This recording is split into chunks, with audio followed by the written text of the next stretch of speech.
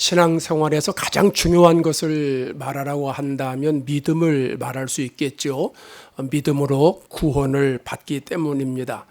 기독교 신앙의 가장 기초고 뼈대고 중심이고 핵심은 믿음이지요. 그래서 기독교 신앙에서 믿음처럼 중요한 것은 없다. 아무리 강조해도 지나침이 없다라고 생각을 합니다. 복음서에도 보면 예수님께서 믿음을 얼마나 많이 강조하셨는지 모릅니다. 믿음 가진 사람들을 보시고 치료해 주시고 믿음 있는 사람들을 칭찬해 주셨죠. 네 믿음이 크도다. 이스라엘 중에 이만한 믿음을 보지 못했다라고 말씀을 하셨습니다.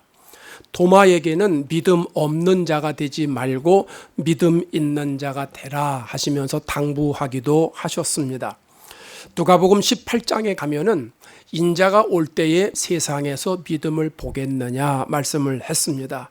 과연 예수님이 오실 때 믿음을 가진 사람을 찾아볼 수 있을까?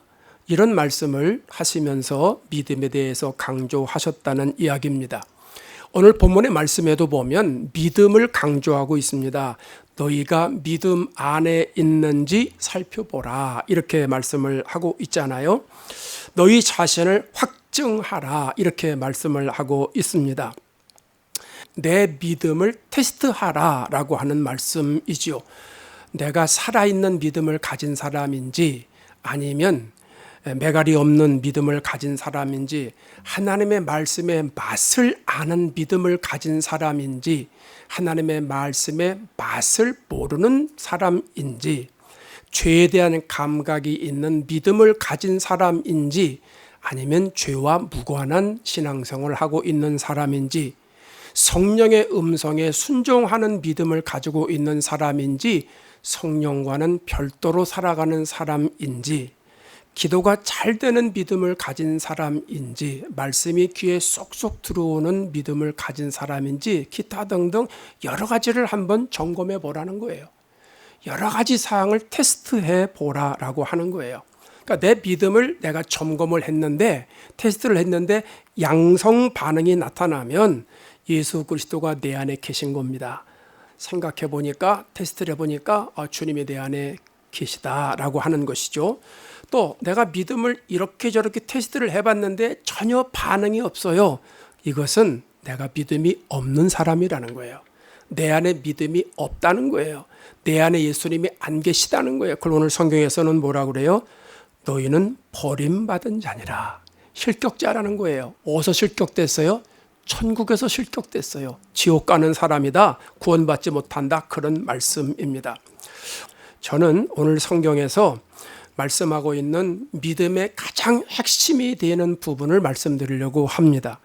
저는 세 가지 믿음이라고 생각을 하는데 성경에 여러 가지 믿음이 있고 우리가 생각하는 여러 종류의 다양한 믿음이 있는데 이것을 세 종류로 제가 나눴다라는 겁니다.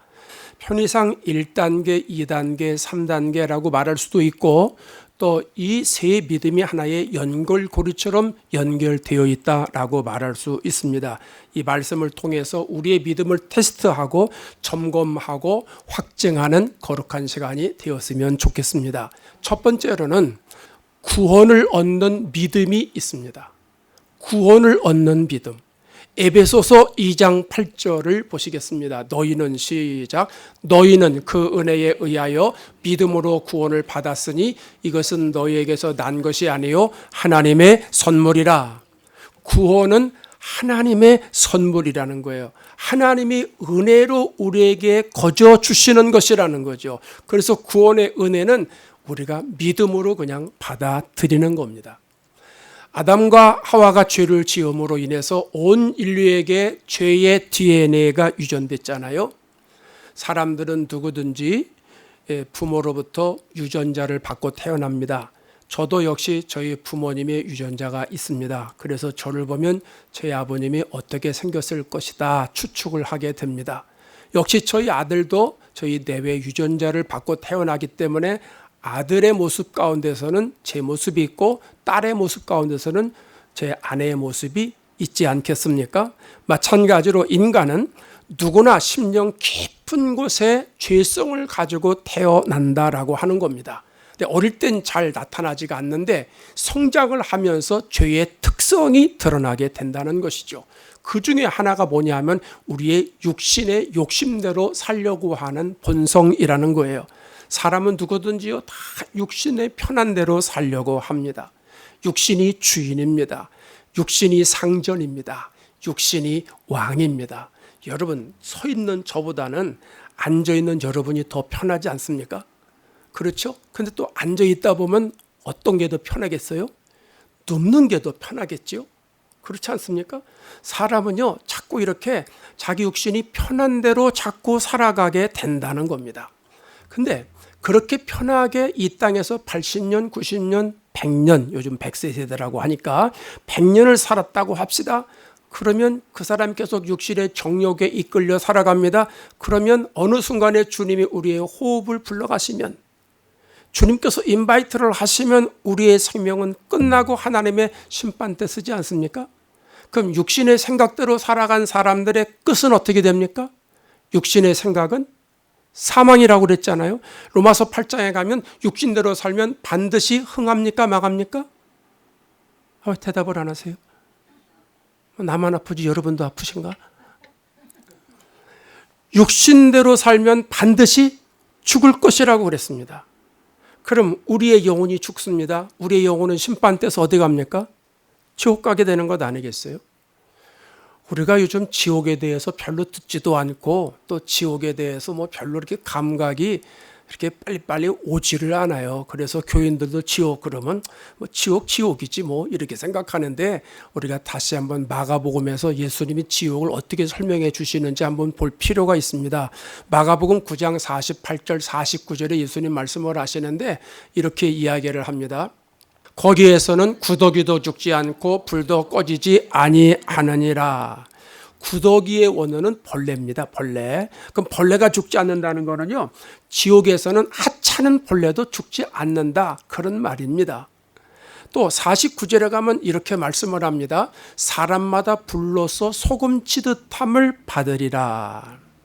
어릴 때 우리 어머니 보면 그런 가마솥 단지에다가 뭘 이렇게 끓여요. 뭘 끓이는데 나중에 걷다가 뭘 이렇게 툭툭 치는데 그 소금 있지 않습니까? 소금, 왕소금을 그냥 이렇게 쳐서 팍 치고서 뚜껑을 확 닫으시더라고요. 그래서 아니 왜 뚜껑을 갑자기 닫아야 그랬더니 이 소금을 탁 치면 소금이 팍 튀긴다는 거예요. 뜨거우니까 솥이 팍팍 튀긴다, 그거예요. 이게 그 말씀이에요.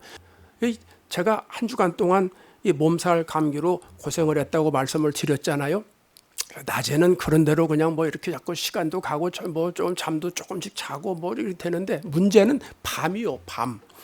밤에는요, 이제 리빙룸에서 누워가지고 소파에서 잤다가 또 몸이 쑤시고 결리니까 또 일어나서 또 막 걷기도 했다가, 걸으면 또 뼈가 부닥치는 것 같아서 또 누웠다가, 자빠져 누워가지고 갔다 보면 조금 더 한 30분, 1시간 눈 붙이다 보면 또 또 일어나가지고 또 침대에 앉아가지고 또 뭐 있다가 책상에 앉으려니까 이것도 안 되고 막 밤새도록 뒤척 이렇게 하면서 며칠을 지냈는데요. 제 아내도 오늘 처음 하는 거예요. 내가 처음 얘기를 하는 거예요. 걱정할까 봐 식구들 전혀 얘기를 안 했어요. 오늘 말씀 생각하면서 이 생각을 했어요. 지옥은 이거하고 비교할 수 없다는데, 이게 며칠 동안 잠 못 자고 이렇게 그냥 힘들어도 내가 좀 몸이 이 지경이 됐는데, 지옥은 어떨까? 아주 그냥 제가 한 주간 동안 지내면서 그 생각을 했습니다. 여러분, 우리가 예수님을 믿지 않고 천국에 가지 못하면 지옥 가서 이런 신세가 되는데, 하나님은 이게 뻔히 보이시니까 우리를 다 그곳으로 보낼 수 없으니까 이 땅에 예수님을 보냈다는 거예요. 예수님을 십자가에서 몸짓고 피 흘려서 제물이 되게 하셨다는 거예요. 누군가는 죽어야 누군가는 사니까 예수님을 죽이고, 하나님의 하나밖에 없는 독생자 아들 예수님을 죽이고 우리를 살리시기 위해서 예수님을 제물로 죽게 만드셨다라고 하는 거죠. 그러니까 하나님이 이 길을 다 만들어 놓으시고 우리들에게 이것을 믿으라는 거예요. 예수님을 믿으면 구원의 은혜를 받게 주신다라고 하는 거예요. 여러분, 이게 얼마나 감사한 일입니까? 이 구원의 믿음을 저와 여러분들이 다 소유하시기를 바랍니다. 어떤 사람들은 예수 믿고 구원받으라고, 이 구원의 믿음을 좀 얻으시라고, 하나님이 십자가에서 다 구원 역사를 이루어 놓으셨다고 이렇게 말을 하면 이게 잘 안 된다는 거예요. 교회를 나가서 말씀을 들어도 구원의 믿음이 잘 안 들어온다는 거예요. 여러분, 쉽게 믿어지는 비결이 있습니다. 구원의 은혜는 하나님의 선물이라고 그랬어요. 하나님의 선물은 그냥 받기만 하면 되는 거예요. 누가 여러분에게 귀한 선물을 주시면 그냥 받으면 되지 않습니까? 선물은 대가가 숨겨져 있지를 않습니다. 내가 어떤 사람에게 선물을 주는데 거기에 대가가 숨겨져 있어가지고 내가 이 선물을 저 사람에게 주면 저 사람도 나에게 어떤 선물을 나중에 주겠지 하는 기대 심리가 있는 사람은, 이 사람은 거래하는 거예요. 선물이 아니에요. 내가 누구 밥을 사주는데 저 사람은 왜 이렇게 밥을 안 사주는가? 이 사람은 그 사람을 밥 사준 게 아니고 거래하는 거예요. 그러면서 자기 기준만 높아지는 거, 의만 강해지는 거, 사주면 사줄수록 그 사람을 정죄합니다. 이 사람은 밥도 안 주는 사람. 난 그런 사람 뭐로 밥을 계속 사주는지 모르겠어요. 아닙니다. 여러분, 혹시 그런 사람들 주위에 있거든 불쌍히 여기세요. 이 사람은 잘 모르는 사람이구나. 이 사람은 내가 계속 사줘야 되겠구나. 그 사주시면 되는 거예요. 그런 믿음 있기를 바랍니다. 선물을 받은 사람은요, 나중에 철이 들 때가 있겠죠. 철이 들면 자기보다 못한 사람, 사랑은 내리 사랑이니까 그 사랑을 또 다른 사람에게 주면 되는 것 아니겠습니까? 거저 받았으니 거저 주라고 예수님 말씀하셨으니까 그냥 다른 사람에게 주면 되는 거예요. 선물이 그런 의미예요. 여러분, 하나님께서 우리에게 예수님이라는 구원의 선물을 주셨습니다. 그냥 받아들이시기만 하면 됩니다. 예수님이 내 구세주라는 사실을 받아들이시기만 하면 됩니다. 그럼 구원의 믿음을 저와 여러분들이 다 소유하게 되는 줄로 믿습니다. 예수님이 여리고로 가까이 가셨을 때에 맹인이 예수님이 지나간다는 소식을 듣고 소리를 지릅니다. 다윗의 자손 예수여, 우리를 불쌍히 여겨 주옵소서. 다윗의 자손 예수여, 나를 불쌍히 여겨 주옵소서. 다윗의 자손이라고 하는 말은 언약의 자손이라는 말입니다. 구세주라는 말입니다. 맹인이 예수님의 소식을 듣고선 저분은 구세주로구나 하는 믿음을 가지고 있다고 하는 것이죠. 그래서 부른 거예요. 그러니까 예수님께서 말씀합니다. 내가 내게 무엇을 해주기를 원하느냐? 주여, 보기를 원합니다. 맹인의 소원은 보는 거예요. 그때 예수님이 그래, 내가 앞으로 보게 될 것이다, 이렇게 말씀 안 했습니다. 내 믿음이 너를 구원하였느니라. 네 믿음이 너를 구원했다는 거예요. 다시 말하면 이 맹인은 어떤 믿음을 가지고 있다는 거예요? 치료의 믿음 이외에 구원받을 믿음을 가지고 있다는 거예요. 구원받을 믿음을 가지고 있으니까 예수님께서 그 구원의 믿음을 보시고 치료까지 다 해주시는 것입니다. 오늘 하나님 앞에 나와 우리가 예배드리는 이유는 뭐예요? 구원받은 은혜에 감사하기 때문 아닙니까? 우리가 하나님을 찬양하는 이유는 무엇입니까? 구원받을 만한 믿음이 있기 때문이 아니겠습니까? 교회를 섬기면서 충성하면서 많은 사람들을 섬기는 이유는 구원받은 은혜가 있기 때문이 아닙니까? 여러분께 묻습니다. 대답해 보십시오. 여러분은 예수님을 구세주로 믿으십니까? 여러분은 죄인 것을 깨닫습니까? 여러분은 구세주인 예수님을 믿음으로 받아들이시는 믿음이 있습니까? 그 믿음이 있는 사람 입으로 아멘하지 마시고 손 들어 보시기 바랍니다. 다 드세요? 이 손 안 드시면 나중에 언제 드시려고? 네, 고맙습니다. 내리시기 바랍니다. 이 복음의 본질적인 설교를 하면 사람들이 의외로 아멘을 안 해요.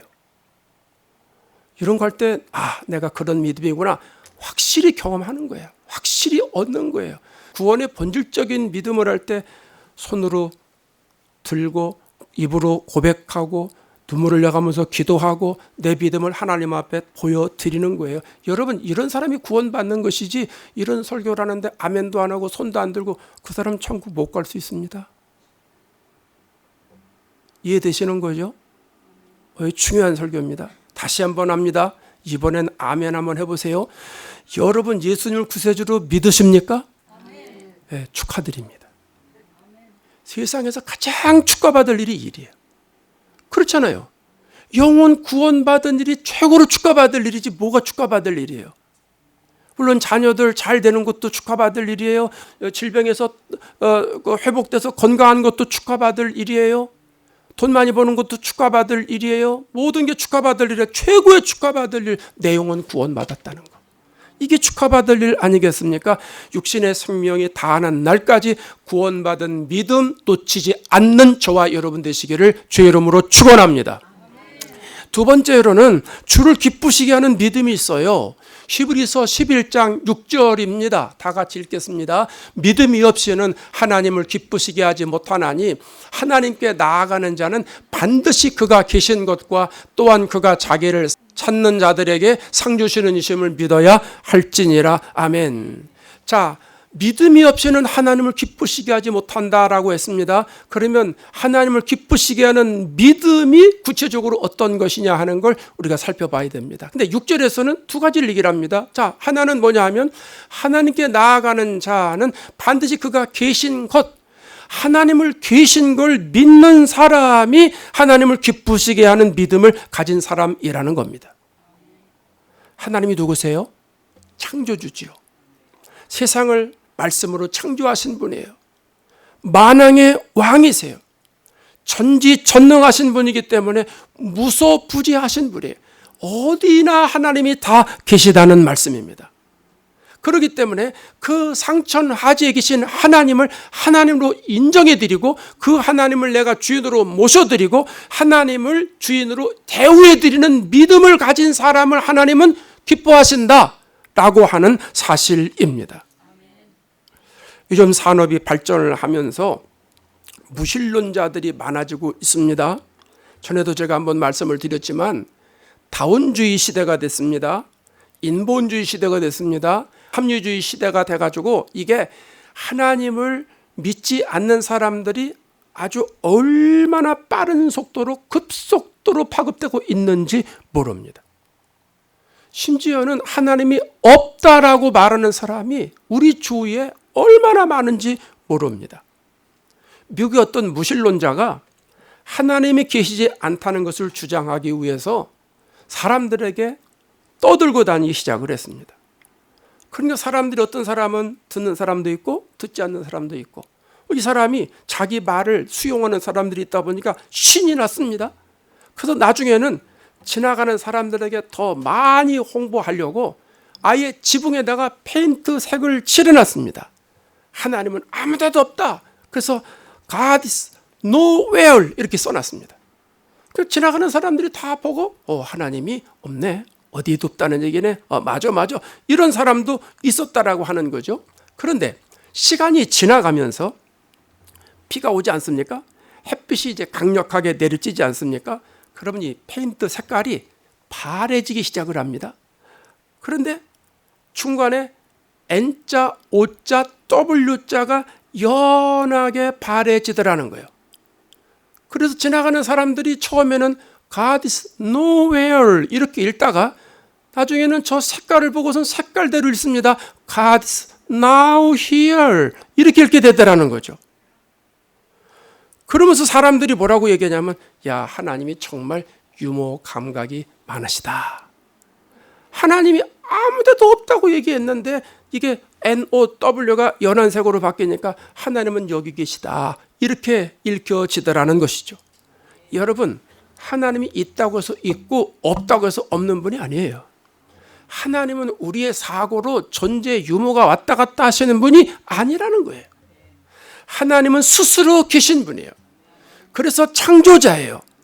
그래서 하나님은 어제나 오늘이나 내일이나 변함 없으신 분입니다. 여러분, 하나님이 계시다는 걸 인정하는 믿음을 소유하시기를 바랍니다. 또 하나님을 기쁘시게 하는 믿음은 뭐냐면 그가 자기를 찾는 자들에게 이렇게 설명합니다. 하나님을 찾는 사람들, 이런 사람들이 하나님을 기쁘시게 하는 믿음의 소유자다라고 하는 것입니다. 그러면 하나님을 왜 찾으라고 그럴까요? 성경에도 보면 곳곳에서 하나님을 찾으라고 말씀을 해요. 이사야 55장 6절이 대표적인데 이렇게 말하잖아요. 시작. 너희는 여호와를 만날 만한 때에 찾으라. 저 신학교 다닐 때 숨어 계신 하나님 이런 책이 있었어요. 하나님이 숨어 계시다는 거예요. 하나님 왜 숨어 계실까요? 하나님 왜 숨어 계실까요? 우리들에게 찾으라는 거예요. 하나님은 눈에 보이지 않으시는 분이잖아요. 영이시기 때문에 지정의를 가지신 분이에요. 하나님의 형상으로 우리를 창조하셨잖아요. 그래서 우리도 지정의가 있어요. 지성과 감정과 의지가 있어서 지정의를 가지고 하나님을 만나는 것 아니겠습니까? 하나님이 우리를 왜 찾으시라고 그럴까요? 하나님이 우리에게 왜 숨바꼭질을 자꾸 하자고 말씀하시는 걸까요? 우리와 교제하고 싶으셔서, 우리를 즐겁게 만들어주기 싶으셔서, 하나님의 마음으로 살도록 하나님의 신과 능력과 권능을 부어주고 싶으셔서, 한마디로 말하면 구약 성경에 있는 말처럼 한다면 우리에게 복을 주고 싶으셔서, 신약 성경으로 말하면 우리를 형통하게 만들고 싶으셔서 구하라, 찾으라, 두드리라 이렇게 말씀을 하고 계시는 겁니다. 인생을 살면서 보면 철부질 때가 있고 철이 들을 때가 있잖아요. 철부질 때는 어때요? 아무것도 안 보여요. 자기밖에 몰라. 이게 철부지요. 자기밖에 몰라서 부모에게도 조금만 서툴러면 그냥 부모한테 그냥 뭐라고 그러죠. 그럼 자꾸 뭐해요? 달라는 거예요. 이거 달라, 저거 달라, 저거 달라. 부모가 고생한 거 몰라요. 부모 감동시키는 거 꿈에 생각도 안 해요. 이게 철부지예요. 그러면서 만날 뭐라 그래요? 부모는 주어야 할 의무가 있지, 나는 자식이니까 받을 권리가 있지 말이야. 막 자꾸 이런 생각만 자꾸 하게 된다는 거예요. 근데 여러분, 철이 들었을 때는 어떡합니까? 철이 들었을 때는 나만 생각하지 않습니다. 다른 사람 생각합니다. 부모를 생각합니다. 나 때문에 부모가 이렇게 고생을 했구나. 나 때문에 부모님이 이러이러한 어려운 일을 당했구나. 나중엔 부모를 감동시킬 줄 압니다. 부모를 기쁘시게 아니라 시간을 씁니다. 물질을 투자합니다. 부모와 계속 통화를 하고는 합니다. 이게 철부지와 철이 들었을 때의 차이입니다. 우리의 신앙생활에서도 영적으로 철이 나면 하나님을 생각합니다. 창조주를 생각합니다. 조물주를 생각합니다. 하나님이 나를 죄와 사망과 지옥에서 구원하시기 위해서 이 땅에 예수님을 보내주셨구나. 예수님을 죽여서 나를 살리셨구나. 이런 걸 깨닫게 된다는 겁니다. 그리고 내 신앙생활 바로 세우기 위해서 교회를 주셨구나. 교회 공동체에서 같이 어우러져 가면서 모난 부분 깎여나고 부족한 부분 채우기 위해서 하나님이 나를 일로 보내셨구나 하는 생각을 갖게 된다는 것이죠. 그러면서 하나님이 기뻐하시는 일이 무엇인지를 생각하면서 신앙생활 한다는 겁니다. 신앙생활 철 안 들어보세요. 옛날에 여러분 우리 신앙생활 철 안 들었을 때 있잖아요. 저도 있었고 여러분도 있으셨을 거예요. 여러분은 뭐 예수 믿자마자 철 드셨어? 내가 보니까 그런 분 한 분도 없어. 그렇죠? 우리가 철 들기 전까지는, 은혜 받기 전에는요, 얼마나 교회 투덜투덜 많이 하고 교인들 투덜투덜 많이 하고 담임 목사 투덜투덜 많이 하고 얼마나 그랬습니까? 부모만 그랬습니까? 아니요, 교회 가도 투덜투덜하고 그냥 헌금 줘가서 교회 가서 이거 헌금해 그래도 뭐 이거 가지고 투덜투덜 하면서 이거 가지고 눈깔사탕 사 먹기도 하고 뭐 그러기도 했지 않았습니까? 예? 그런 사람들 있습니다. 또 뭐 교회를 어느 정도 다녀도 기도를 해도 맨날 달라는 기도만, 하나님 이건 이렇게 주시고 저건 저렇게 주시고, 하나님의 생각도 없어요. 이건 이렇게 주셔야 돼, 안 해주시면 난리 나는 거예요. 들어 눕는 거예요. 그냥 그래도 하나님 편하시라고 그냥 기도도 뭐 이건 이렇게 해주시는데 이건 20일 안에 해주셔야 되고 이건 40일 안에 해주셔야 되고 이건 100일 안에 해주셔야 되고 작정기도 하면서 얼마나 때를 많이 씁니까? 그게 철들기 전에 신앙생활이라는 겁니다. 그런데 바울의 고백을 한번 들어보세요. 고린도서 5장 9절에 뭐라고 말합니까? 그런즉 시작. 그런즉 우리는 몸으로 있든지 떠나든지 주를 기쁘시 하는 자가 되기를 힘쓰노라. 아멘. 바울이 영적으로 철이난 사람 아닙니까? 어떤 상황에서도 주님을 기쁘시게 하려는 이 사도 바울의 간절한 신앙이 고린도후서 5장 9절에서 우리가 느껴지지 않습니까? 신앙생활에 철이 나면 어떻게 해서든지 나는 주님을 기쁘시게 해야 되겠다라는 생각을 하게 된다는 사실입니다. 예전에 한국에 부흥회를 갔는데 12월 초로 기억을 합니다. 예전에는 시골교회 부흥회를 가면 강사 대접을 거의 다 이렇게 가정에서 이렇게 하던 시대가 있었습니다. 월요일부터 부흥회가 시작이 됐는데 10번 집회를 해서 목요일날 밤에 끝나는 집회입니다. 목요일날 저녁 집회 전에 저녁을 먹고 났는데 권사님이 차를 가져오시면서 저한테 묻습니다. 목사님, 우리 교회 식사 음식 맛이 어떠셨어요? 그래서 저는 크게 생각 안 하고 맛있었기 때문에 예, 권사님 참 맛있었어요. 거기가 뇌곡 성심교회입니다. 그 뇌곡 음식이 참 맛있습니다. 이렇게 대답을 했는데 그날 가만히 생각해 보니까 아니 12월 달에는 거의 김장을 하잖아요, 우리나라. 그러니까 김장김치들이 올라오지 않았겠어요? 겉절이도 올라왔고 총각김치도 올라왔고 청국장도 올라왔고 그러니까 얼마나 맛있어요. 신기해요. 김치 맛이 또 한국 물에 한국 쌀에 한국 햇빛 그거 가지고 있었던 한국에서 나온 신토부리가 그런가? 그거 또 그 맛있더라고요, 그게. 근데 뭐 김장김치 쳐놓고 안 맛있는 게 또 어디 있습니까마는. 근데 어쨌든 맛있게 먹어서 맛있다고 이렇게 대답을 해드렸더니 그 권사님이 비결이 있다는 거예요. 그래서 비결이 뭡니까? 그랬더니 목사님을 우리가 부흥 강사님으로 모시고 미국에서 오신 목사님이라 어떤 음식을 좋아하나 저희들이 고민을 했다는 거예요. 그리고 둘째 날 음식을 준비하기로 한 집사님이 첫째 날 음식을 준비한 집사님께 물어봤다는 거예요. 미국에서 오신 강사님이 어떤 음식을 잘 잡수시더냐. 왜 주부들은 아시지 않습니까? 그 반찬 그릇에 이게 없어졌으면 이거를 잘 드셨구나 아시지 않아요? 그래서 그걸 그대로 설명을 해드렸다는 거예요. 어떤 음식에 강사님 손이 많이 가더라. 그랬더니 그분이 그러냐고. 그러고선 둘째 날 똑같은 음식을 만들어놨어요. 그냥 저는 맛있어서 그냥 먹었어요.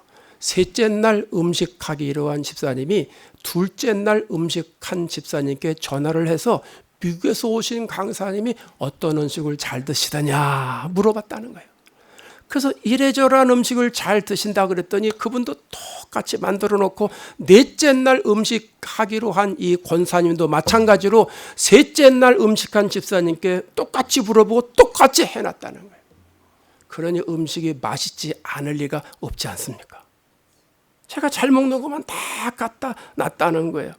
제가 그 얘기를 듣고선 이런 생각을 했습니다. 미국에서 온 강사가 무엇을 좋아하는지 그 마음으로 하나님이 무엇을 좋아하시나 하나님이 뭘 기뻐하시나 이 마음 가지고 신앙생활하면 참 좋겠다. 제가 부흥회 때 큰 은혜를 받고 한국에서 샌프란시스코 살 때입니다.